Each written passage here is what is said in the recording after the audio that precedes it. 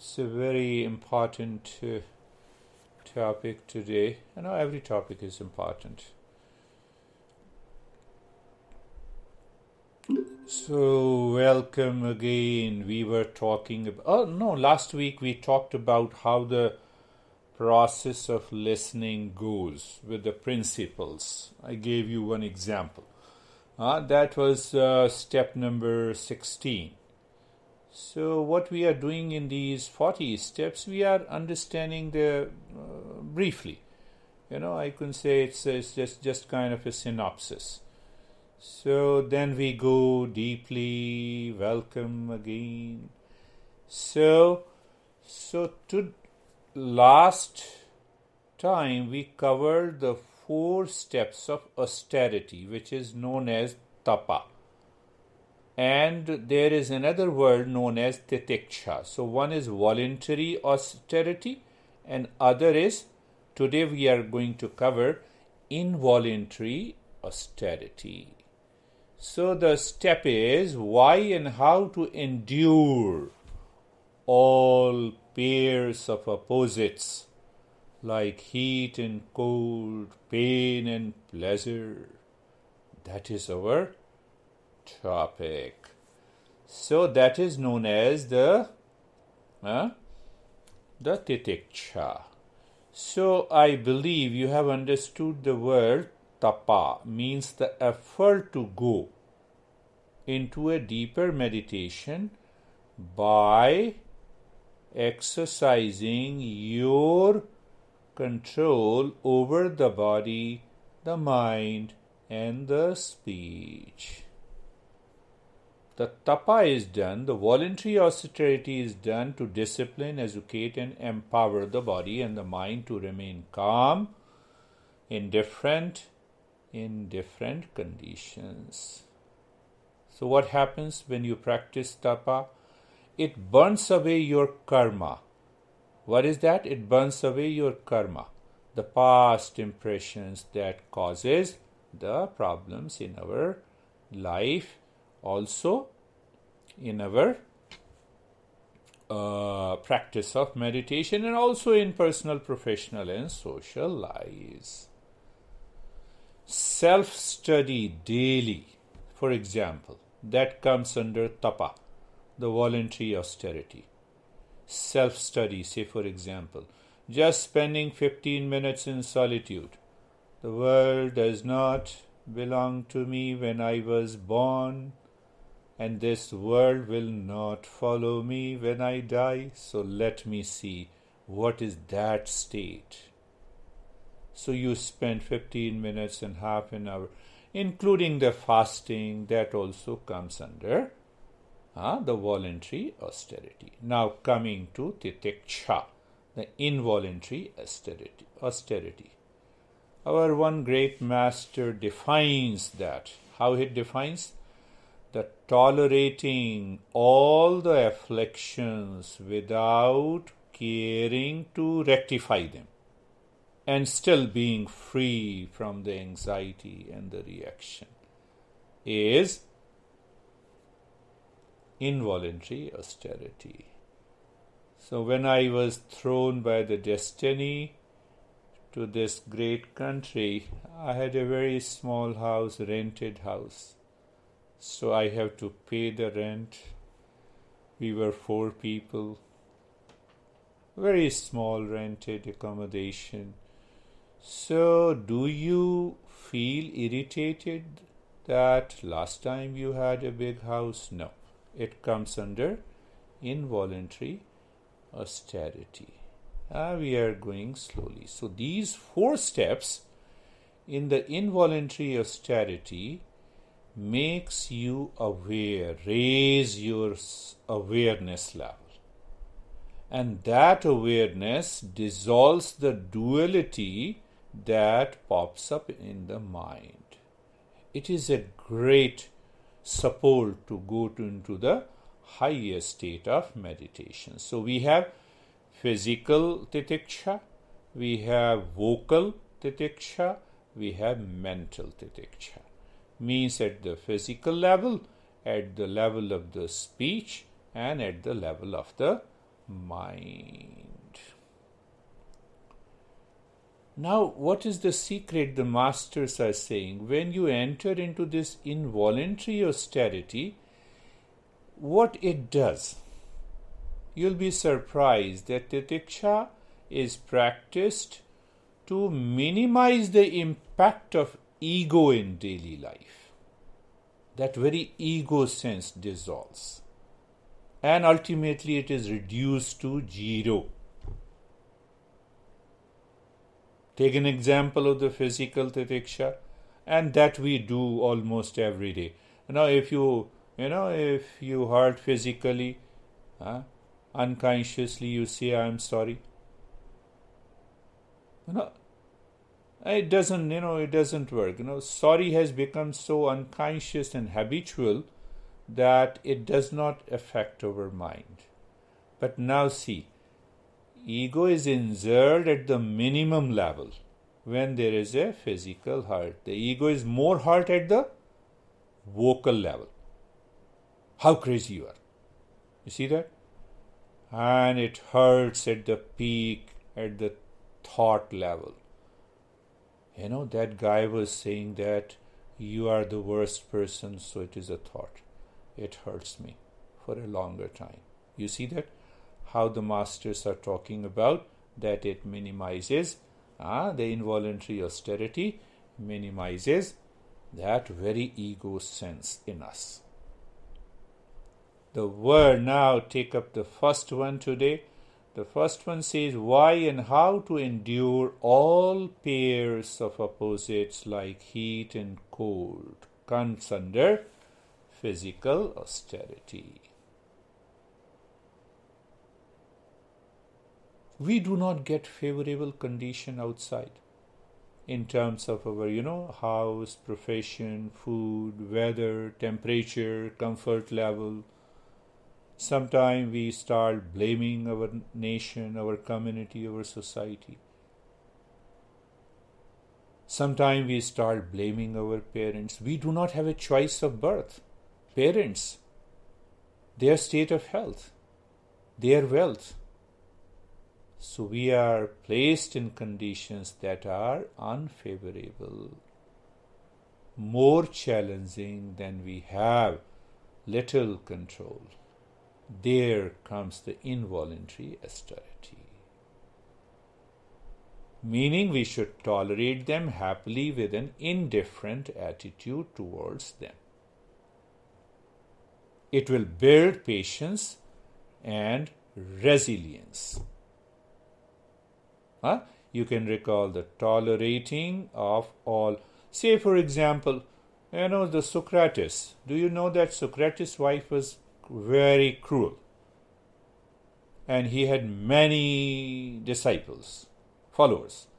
So every time he used to go to his house with the followers, his wife used to throw all the kitchen stuff on him and on his disciples. And it continues to happen for 10 years. After 10 years, one of the disciples of Socrates asked his master, "I want to marry. What is your opinion?" He was witnessing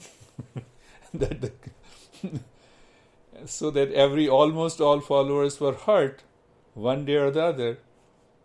Socrates looked into his eyes and said, "Get married." So the disciple asked, "What do you say? I have been witnessing.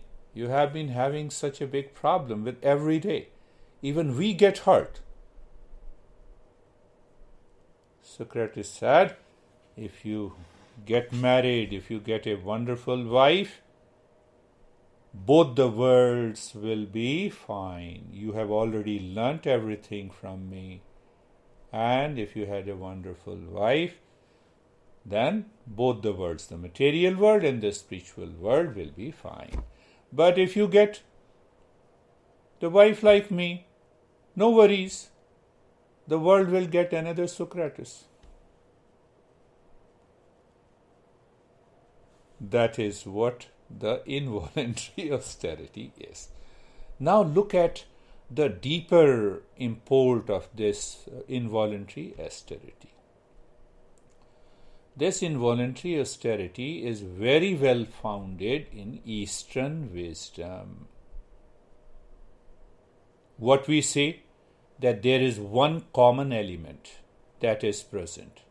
The water, common element present in all the waves, the flood, the foam.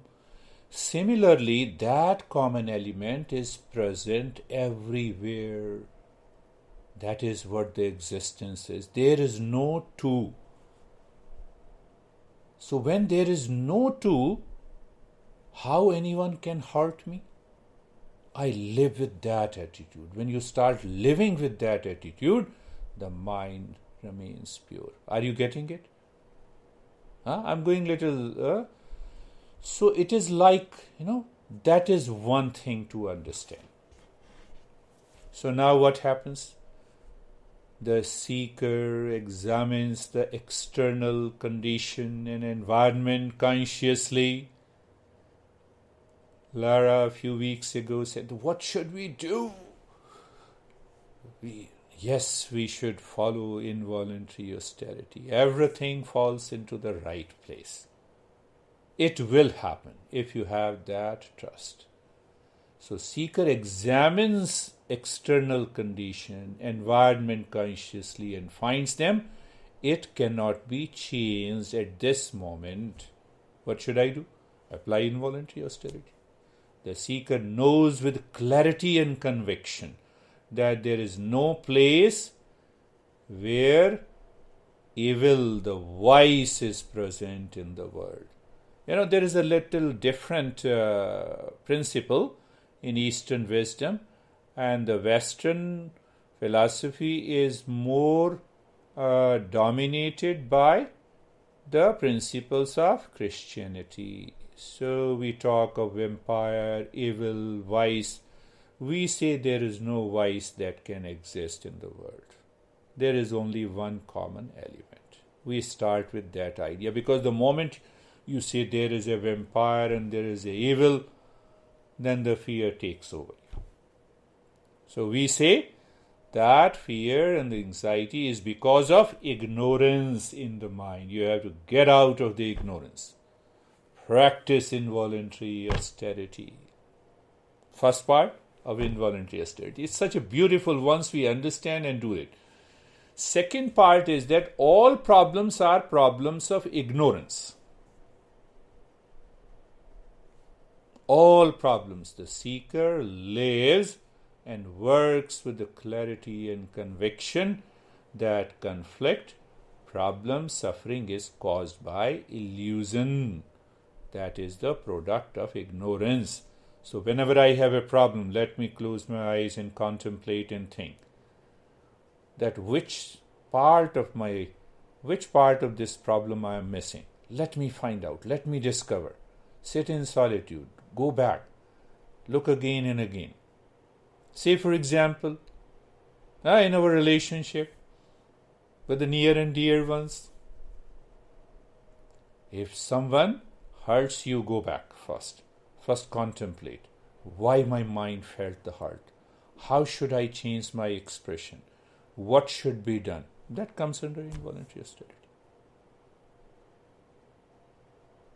That is the way these masters, they declare that evil does not exist at all. It is the darkness that is the absence of light. The light is wisdom, knowledge of the reality at all times. When I live into that knowledge of reality all the time, there is no darkness. There is no evil. When there is a wisdom, ignorance disappears. Understand one more part in involuntary austerity. What is your thinking? The water boils at 100 degrees and water freezes down at 0 degrees Celsius. So my master used to say that 0 degrees Celsius is less hot and 100 degrees Celsius is less cold. The mind perceives it too, but essentially they are one. Are you getting it? They are essentially one. They are not two. Similarly, the pain and the pleasure are essentially one. It is perceived two because of my ignorance.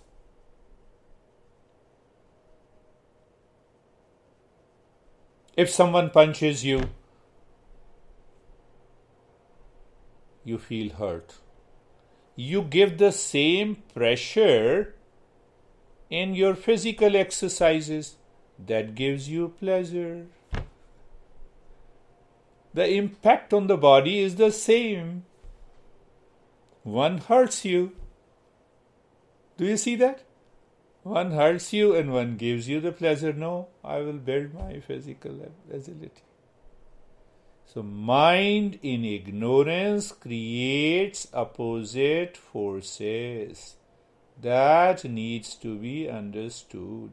So what happens? The involuntary austerity breaks that cycle of opposites. Simply you live, You don't worry about it. You don't care. It doesn't mean you tolerate. You don't rectify. For example, take an example at the home. The kids behave sometime differently. And you as a parent want to push him. Why don't you understand? Don't push them. Just tell them that let us sit together. Whatever you are doing, my perception is different. Think it again. Make a right choice and follow it.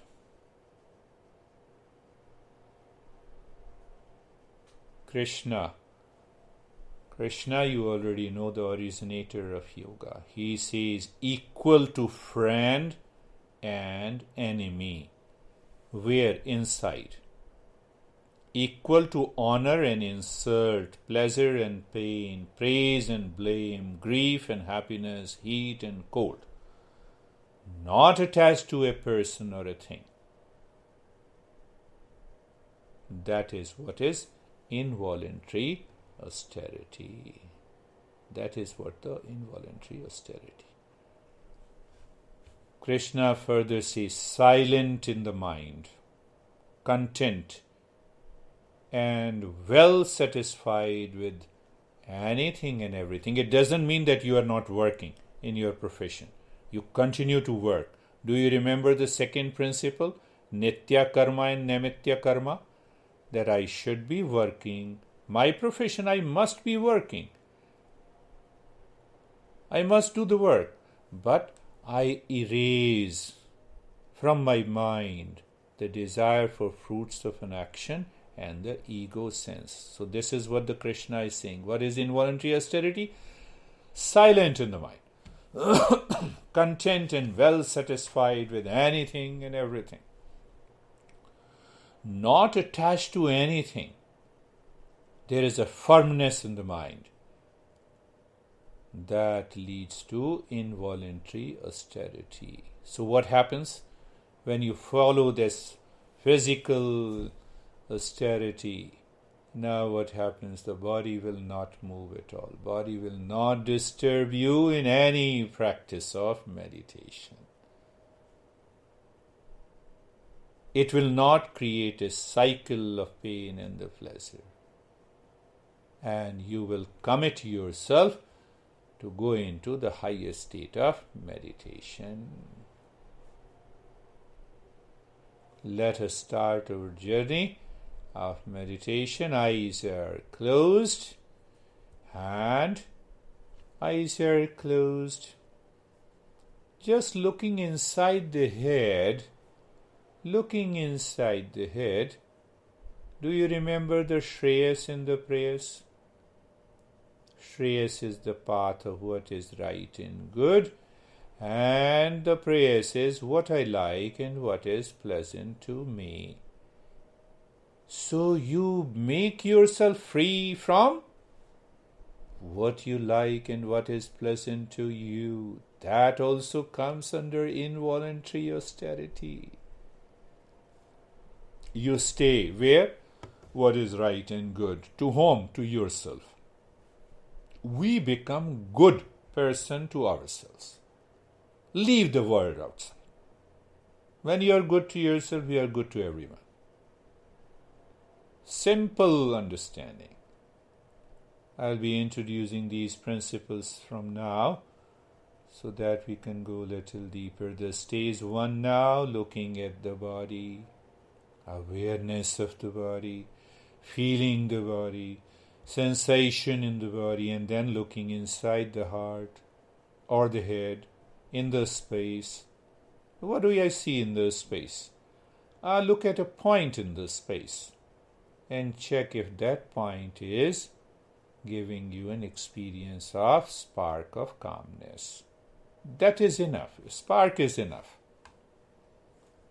Gradually, regularly, when the mind knows, one day it says, calmness is already there, what I am doing. What will happen? That spark will grow. Being comfortable, moving the mind on the neck joint, being there, sensation, being comfortable and steadiness. Shoulder joints, feeling the sensation, being comfortable and steadiness.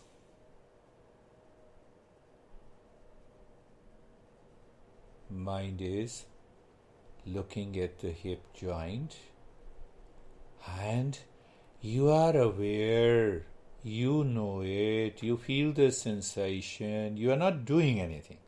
That's why I emphasize in being comfortable, not becoming comfortable, is a very subtle involuntary austerity. You see that these principles sometimes overlap, but they give you a deeper insight. Move the mind on the entire body. From the top of the head to the toes. Being comfortable, sensation and the steadiness. What a beautiful state you all are in. That is the way. Being carefree. Free from all the cares of the mind. Do you remember any metaphor? Water on the surface and deep inside. Standing across a road in the traffic moving. So mental traffic moving, and the other part of the mind is deeper inside, watching, witnessing, is being carefree.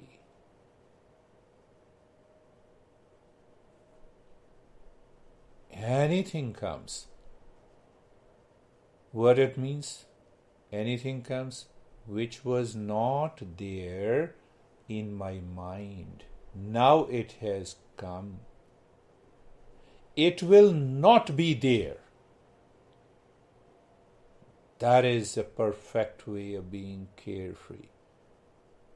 I have a little experience now. It was not there before. So it means what was not there before, and now it is there, it will go. You see that? That attitude, that awareness. So is it not an involuntary austerity? Look at it. How the masters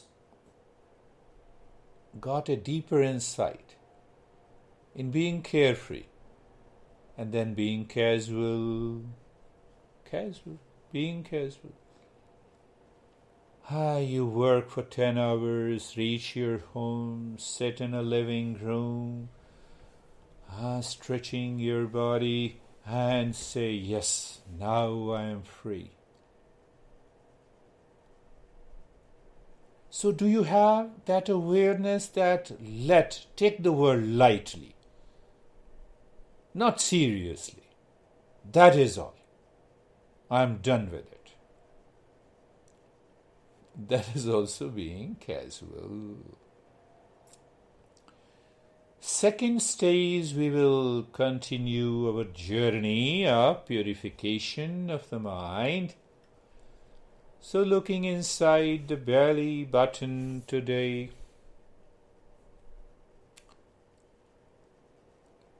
and becoming aware of the spark of the calmness. And now start breathing. Quick, short, and the playful breath from both the nostrils.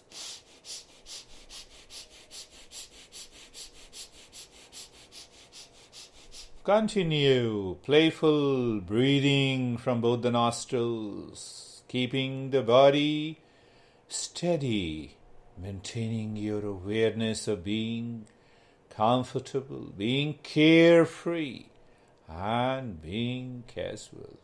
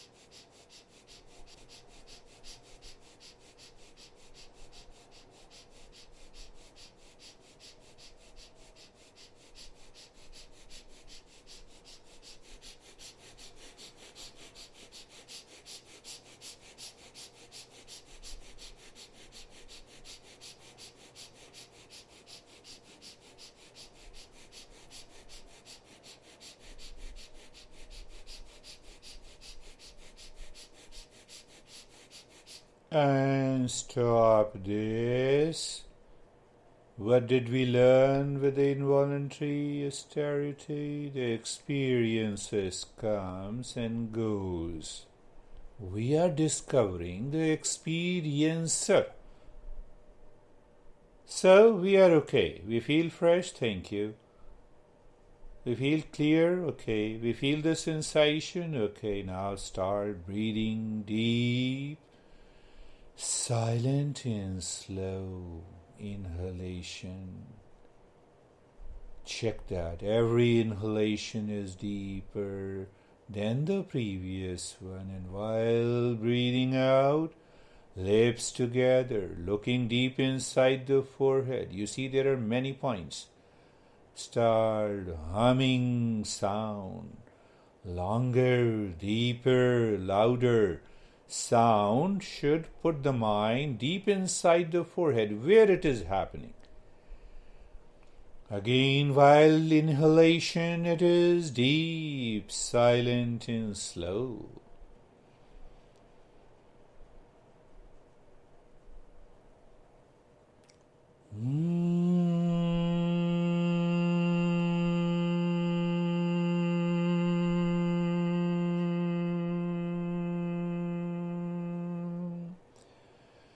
We understood few weeks ago the humming sound should be prominent inside the forehead. Yes, it should cover all around the head and the neck and the body. That is okay.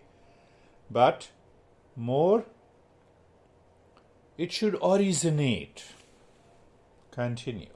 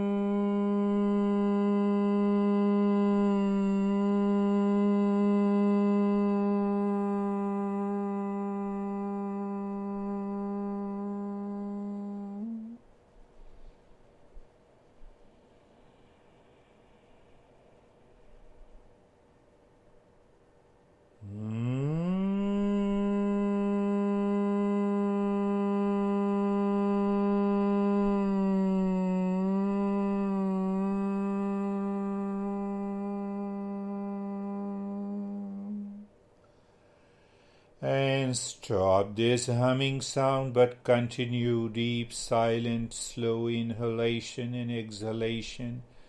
It should not trigger any reaction or any pressure to your mind.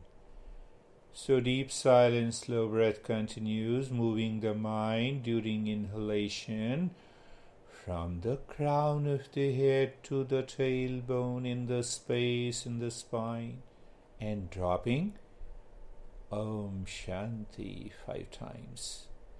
During exhalation, the mind rises from the tailbone to the top of the head, and dropping Om Shanti 5 times.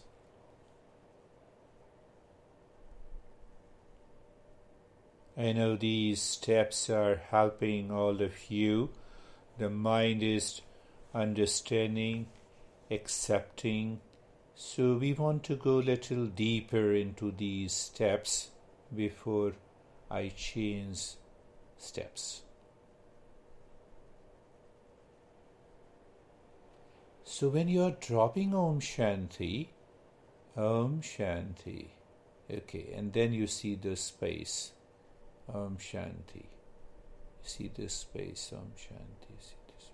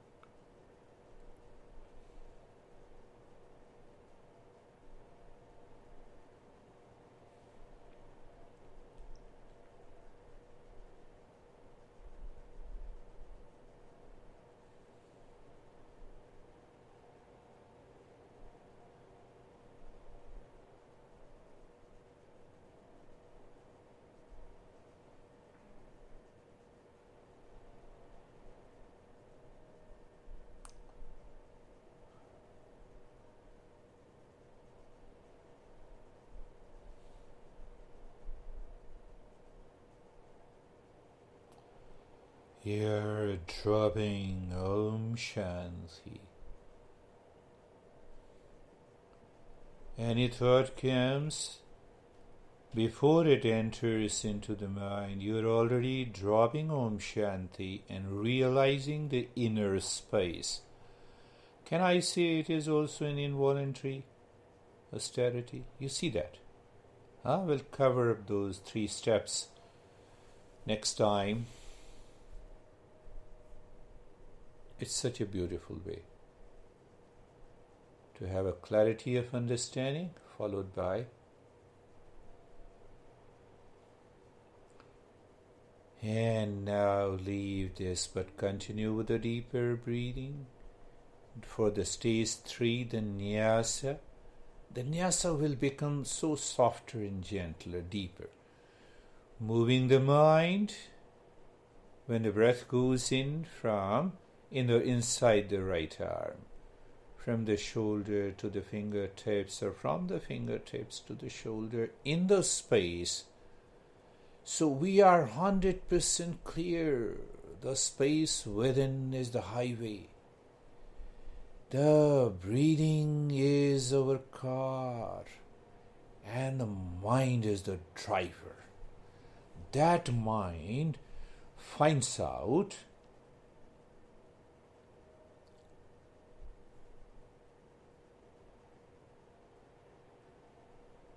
that there is an emptiness. You see, you're doing some active steps. Even in the active step, you discover emptiness. That takes you deeper.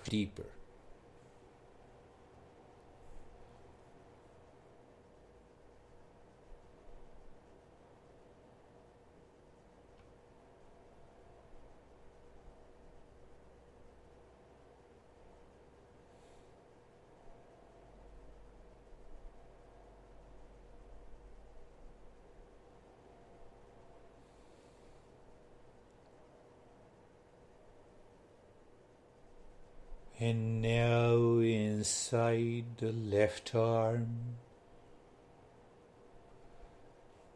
you realize it's a unique journey. Any meditation, every practice that I give to anyone, it is a conscious journey. We both know what we are doing. That is extremely important.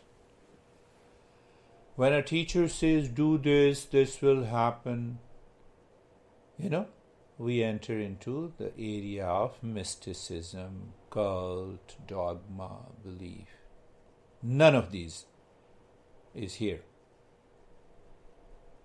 Why? That is what our master says. Every master.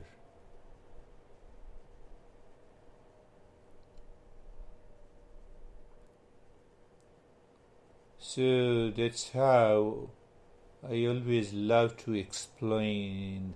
And now inside the right leg.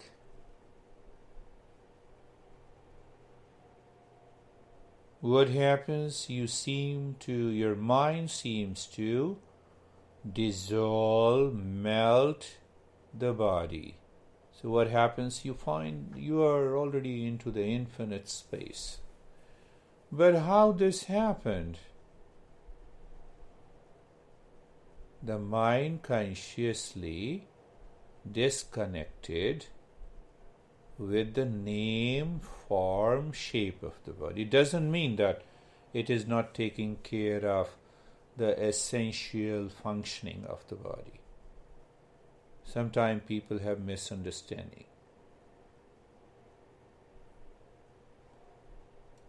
We are not touching anything the science talks about it. Now moving the mind inside the left leg. We want to know, we want to help the mind to discover that what it takes if the body is not there. The body is in the mind.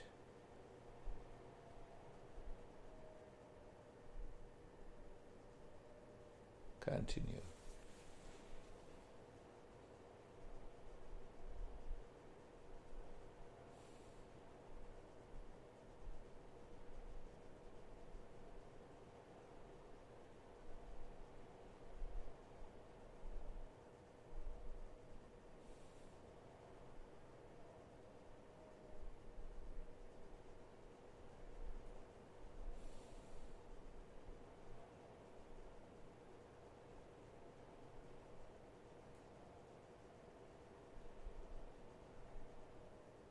You have done the left leg?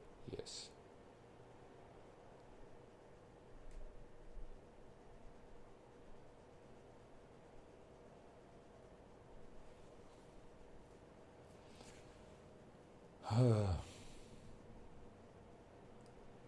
That left leg done. Now moving the mind inside the spine. Top of the head to the tailbone, tailbone to the top of the head.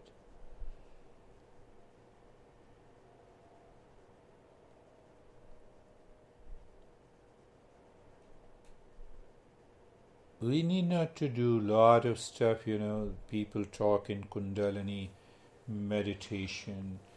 They brand it as Kriya. When the mind lives with the prana in the spine, prana and the mind merges.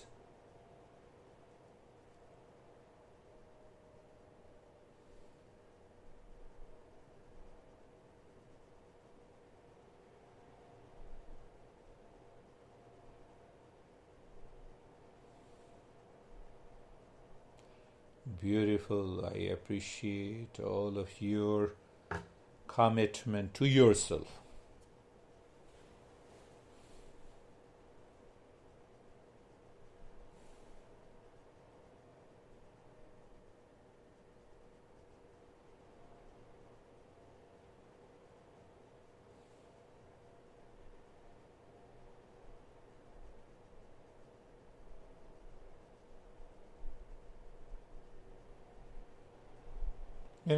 Leave the step, leave the deep silence, slow breath. We move into the passive steps in the stage 4.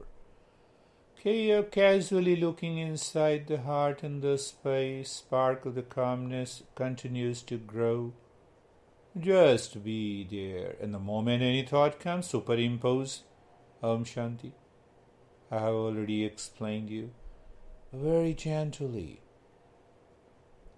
As if you with an inner smile on the face. Oh, thought has come. Om Shanti. It is gone. Don't do it as a reaction. What is it? See practically how the involuntary austerity works. You experience that. Oh, this is the way. And this we can take into our daily life, in our relationship, in our personal, professional, social life. Continue. Om Shanti. You already know. For every question you ask, and I give you the answer, Om Shanti. For every thought enters into the mind, you answer with Om Shanti. That is the key in the stage 4.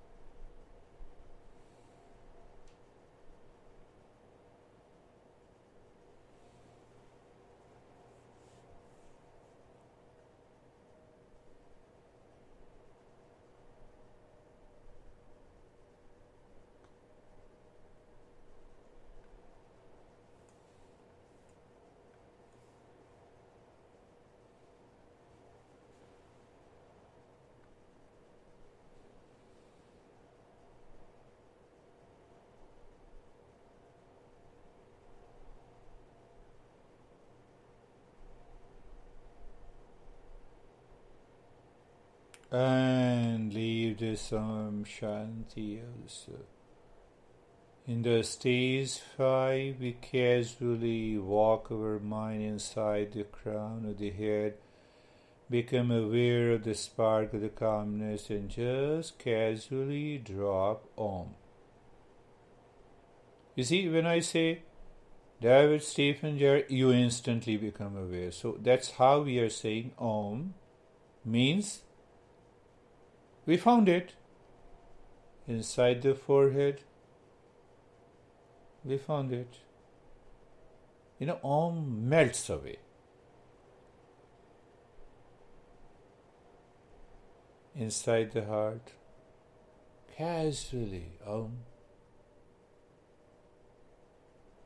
Belly button, Om. And then returning from the belly button to the heart, to the head, to the crown of the head. And what will happen the moment you drop Om? Om merges. The mind doesn't want to move. Let it be so. Stay there. You got into a deeper state.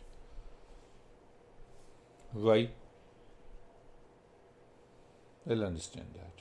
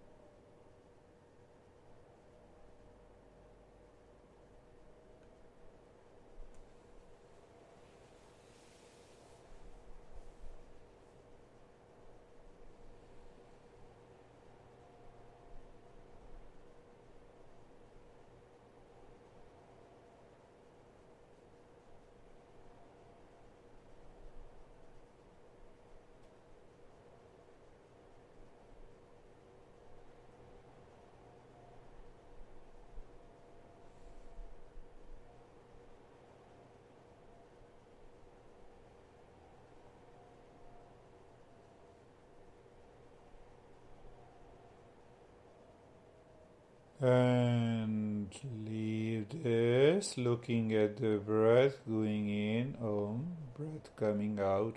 Here also we drop on the breath. The reason being is that breath is an action.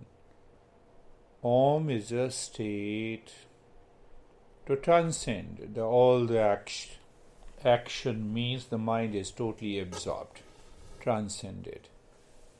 Casually. No change in the rate and the rhythm of the breath, my friends. Continue.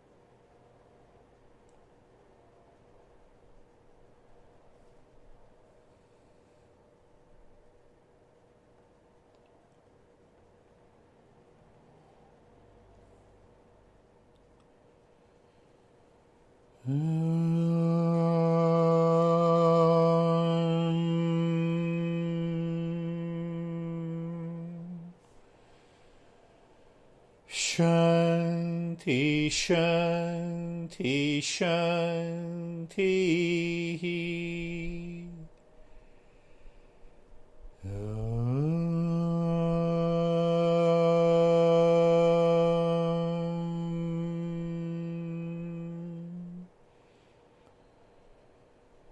Shanti, Shanti, Shanti.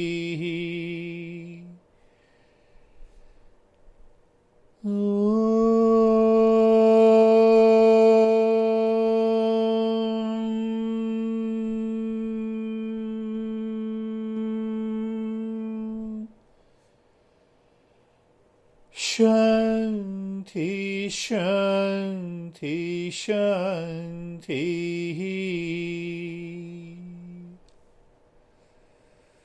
Bring your awareness on the right hand, your awareness on the left hand.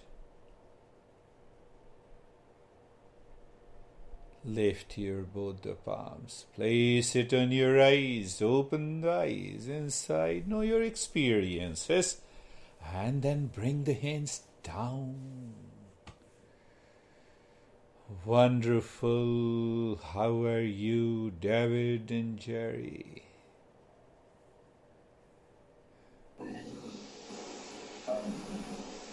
Deep experience. It was started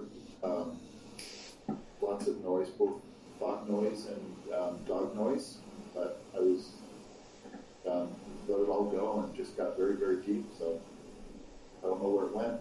but it was very, very colors, I think, now come to think of it. But Beautiful. So it was great. It was great. You are a seeker. A seeker always succeeds. How are you, Jerry? I'm good, sir. I just followed your voice throughout in the Nyasa when you use the analogy of the mind just melting the body.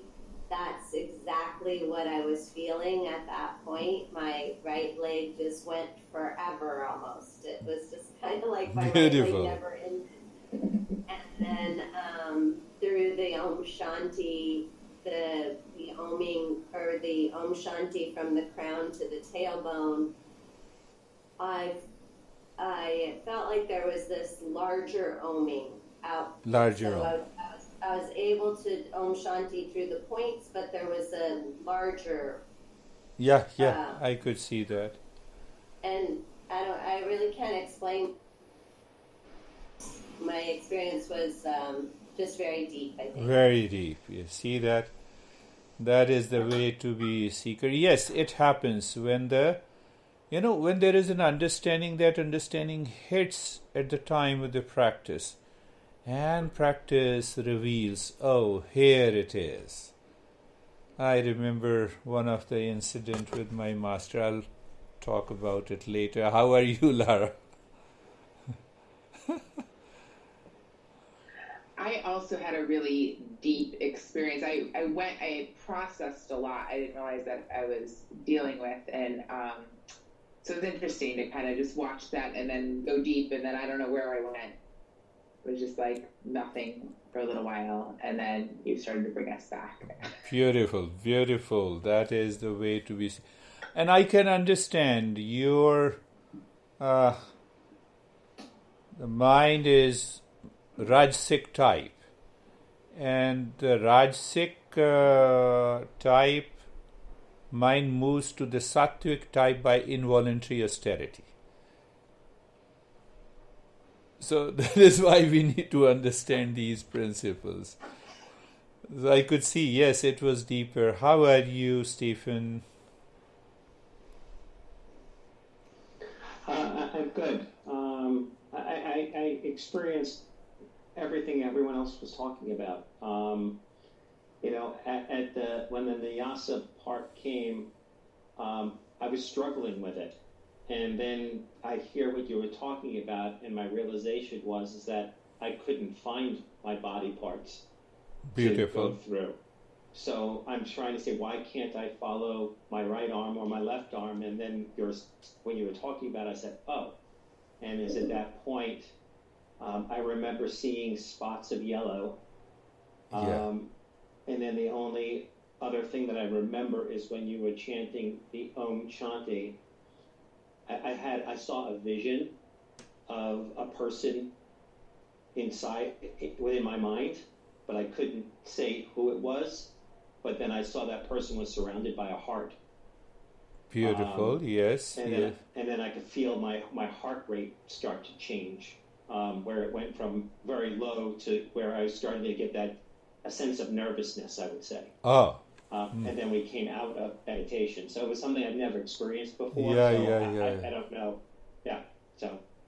Yeah, that sense of nervousness is coming from the past impression deep-rooted in the mind. It may be the fear and the anxiety. So it coincides, it perceives a particular experience and that fear manifests. So it has nothing to do with anything that is not good. So we discover, sometimes we go very deep into our past impression and we realize those in the form of a vision and experiences. That's quite a deeper experience. How are you, Terry? Oh,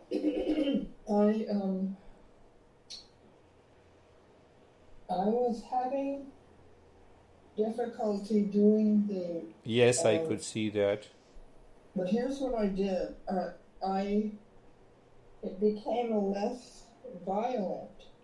Yeah. And I was trying to stop fighting it so that it's the one being, not being very nice. It's not me.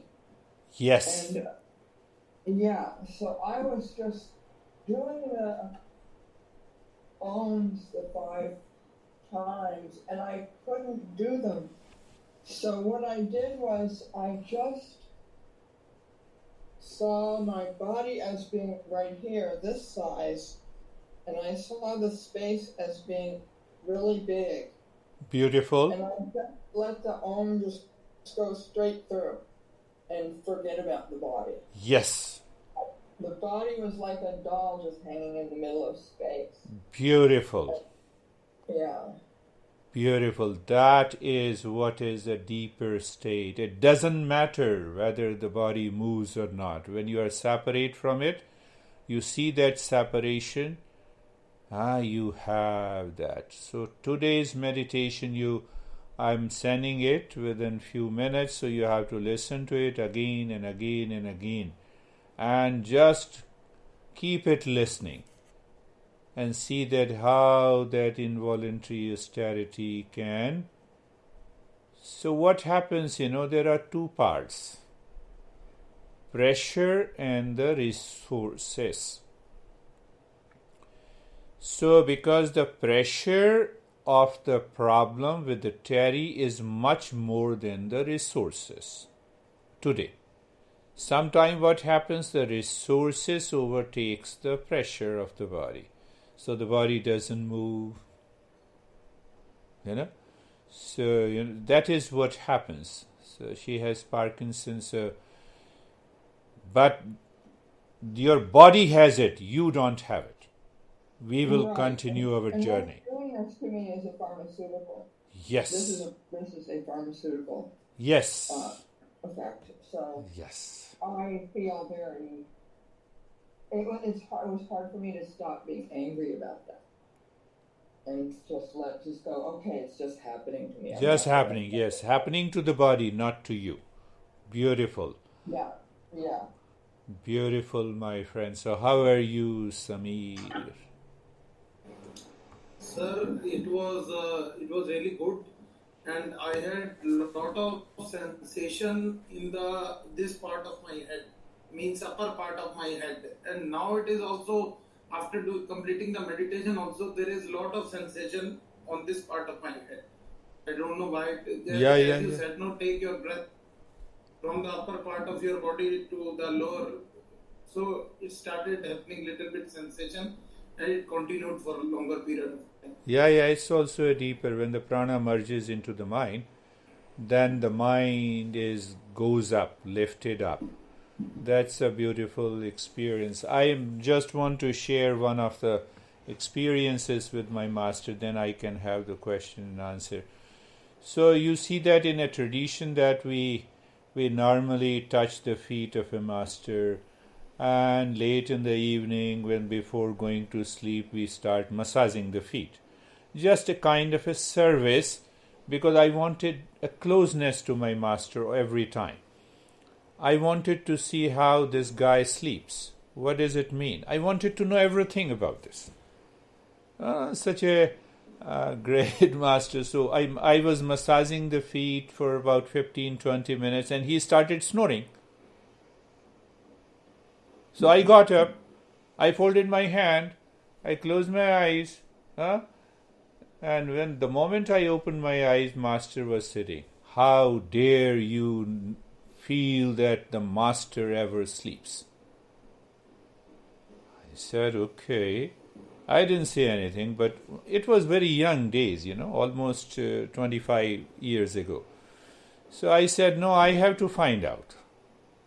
He seems to be crazy to me. He is snoring, then he means sleeping. We should be very clear. So second time it happened, third time, second time also, I was massaging. After 1 hour, I feel tired, and then he was snoring. Again I sat, and he got up again. I did it almost 15 times. And at the 16th time, he said that this is not enough. when I said that the enlightened never sleeps. His body sleeps, that's why the body is snoring. See the difference. That was his message. So that inspired me too much. Oh, is it possible to maintain a witness consciousness when your body is in deep sleep? So that is what is Yoga Nidra is. That is what the Yoga Nidra, when we say the body sleeps, the mind remains awake.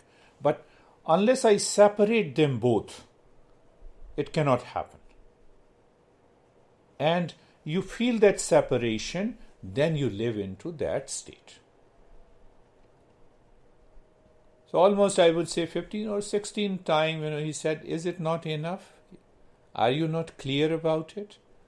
But he never became angry. He never reacted to me. So this thing happens. Any question you have, Lara?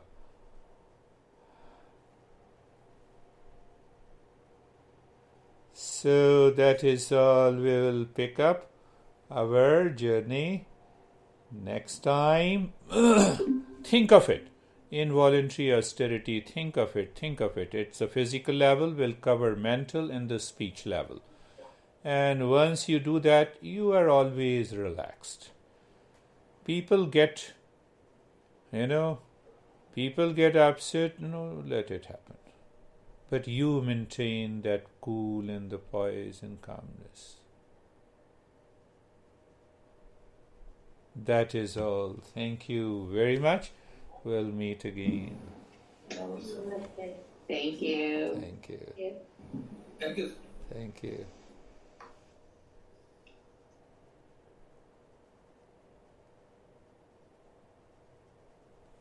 हाँ जी हाँ जी sir